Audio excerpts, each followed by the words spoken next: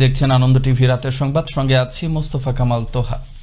সারা দেশের মাধ্যমিক পর্যায়ের শিক্ষার্থীদের নিয়ে কয়েকটি অঞ্চলের অংশ হিসেবে ময়মনসিংহে অনুষ্ঠিত হল ইস্পাহানী মির্জাপুর পঞ্চম বর্ষ প্রতিযোগিতা।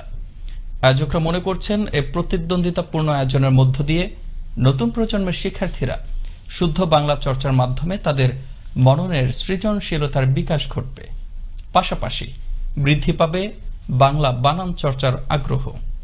ময়মনসিংহ থেকে ওমর ফারুক সুমনের প্রতিবেদনে থাকছে বিস্তারিত। ব্যাপক আয়োজন আর উৎসাহ উদ্দীপনার মধ্য দিয়ে ময়মনসিংহে অনুষ্ঠিত হল ইস্পাহানী মির্জাপুর বাংলাবিদ পঞ্চম বর্ষ প্রতিযোগিতা ময়মনসিংহ বিভাগের বাছাই পর্ব। শুক্রবার সকাল ৯টা থেকে ময়মনসিংহ জেলা স্কুল প্রাঙ্গণে শুরু হয়ে নানা কর্মসূচির মধ্য দিয়ে শেষ হয়। সকাল 10টায় আশপাশের কয়েকটি জেলা মাধ্যমিক বিদ্যালয়ের ৬ষ্ঠ থেকে ১০ম শ্রেণী পর্যন্ত আগত প্রায় ১৫,০০০ মেধাবী শিক্ষার্থী বাছাই পর্ব পরীক্ষায় অংশ নেয়। ইস্পাহানী মির্জাপুরের এই আয়োজনের মধ্য দিয়ে শিক্ষার্থীদের শুদ্ধ বাংলা চর্চা করার সুযোগ পাচ্ছেন বলে মন্তব্য বাছাই পর্বে সন্তানদের নিয়ে আসা এই অভিভাবকদের। নিঃসন্দেহে এটা ভালো, ইংলিশ মিডিয়াম বা অন্যান্য বিষয় নিয়ে বেশি ঝুঁকে পড়ছে। আমার ছেলেকে শুদ্ধ বানান এবং শুদ্ধ উচ্চারণে যেন ভাষা শিখতে পারে এবং প্রমিত উচ্চারণে যেন সে সঠিকভাবে সামনের দিকে এগিয়ে চলতে পারে। বাংলা সম্পর্কে জানলো, ওরা তো বাঙালি সম্পর্কে বাংলা কিছু জানে না।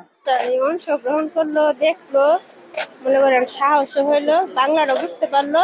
এই প্রতিযোগিতায় ৪০ নম্বরের সাহিত্য ও ব্যাকরণ ভিত্তিক বহু নির্বাচনী প্রশ্ন ও ৩০ নম্বরের অনুধাবনমূলক প্রশ্নোত্তরের মাধ্যমে নির্বাচন করা হয় বিভাগীয় ২০ প্রতিযোগীকে। পরে ঢাকায় অনুষ্ঠিত মূল পর্বে দেশসেরা বাংলাবিদ জিতে নেবে ১০ লক্ষ টাকা। এমন একটি ভিন্নধর্মী আয়োজনে বাছাই পর্ব পরীক্ষায় অংশ নিতে পেরে আনন্দিত শিক্ষার্থীরাও।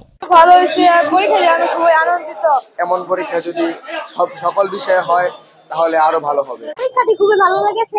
আজকের পরীক্ষাটা মোটামুটি সহজই ছিল, কিন্তু কিছু কিছু প্রশ্ন ছিল যেগুলো খুবই কঠিন ছিল। নতুন প্রজন্মের কাছে শুদ্ধ বাংলা বানান ও ব্যবহার ছড়িয়ে দিতে ইস্পাহানী মির্জাপুরের এ আয়োজন বলে মন্তব্য ইস্পাহানীর এ কর্মকর্তার। সঠিক বাংলা ব্যবহার চর্চা এবং বাংলা সংস্কৃতিকে এই নতুন প্রজন্মের কাছে ছড়িয়ে দেওয়া। নতুন প্রজন্ম তো এখন দেখবেন যে বেশিরভাগই সময় তারা হচ্ছে গিয়ে বিজাতীয় যে সংস্কৃতি, আমাদের যে পার্শ্ববর্তী দেশগুলোর যে সংস্কৃতি বা ইংরেজি সংস্কৃতি, এই দিকেই তারা বেশি আগ্রহী। এই প্রতিযোগিতায় রচিত হবে বাংলার জয়, বাংলা ভাষার জয়। এই আয়োজনের মাধ্যমে নতুন প্রজন্ম বাংলাকে ধারণ করে ঘটাবে সৃজনশীলতার বিকাশ, এমনটাই প্রত্যাশা সংশ্লিষ্টদের। মোস্তফা কামাল তোহা, আনন্দ টিভি, ন্যাশনাল ডেস্ক।